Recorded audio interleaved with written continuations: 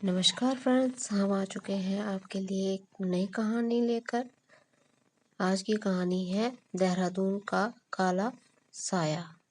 तो चलिए शुरू करते हैं आज की कहानी। देहरादून के एक शांत इलाके में राहुल अपनी पत्नी नेहा के साथ रहता था। शादी को भी सिर्फ 6 महीने हुए थे।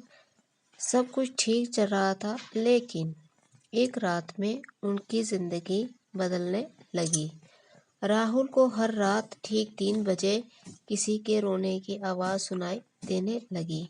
जब वह उठकर देखता तो घर में कोई नहीं होता। पहले उसने इसे वहम समझा, लेकिन धीरे धीरे अजीब घटनाएं बढ़ने लगी। एक सुबह उसने देखा कि उसके कमरे की दीवार पर लाल रंग से लिखा था, ये घर मेरा है। नेहा डर गई, लेकिन राहुल ने दीवार साफ कर दी। अगले दिन वही शब्द फिर दिखाई दिया। कुछ दिनों बाद नेहा का व्यवहार बदलने लगा। वह घंटों आईने के सामने बैठी रहती और किसी अनजान व्यक्ति से बातें करती दिखाई देती।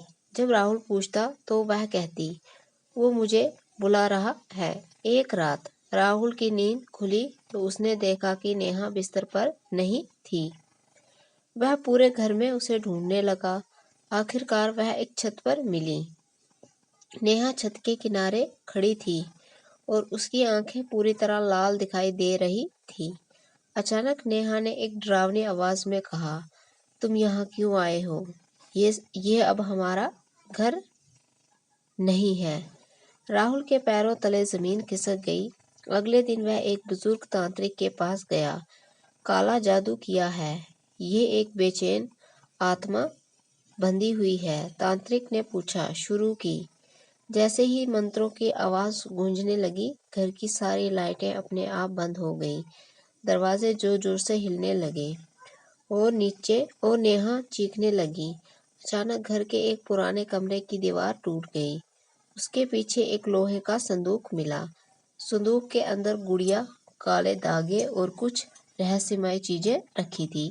तांत्रिक ने बताया कि कई साल पहले इस घर में रहने वाली एक महिला की रहस्यमय मौत हुई थी। किसी ने उसकी आत्महत्या को काले जादू से बांध दिया था। पूरी रात पूजा चलती रही। सुबह होते ही घर का माहौल सामान्य हो गया।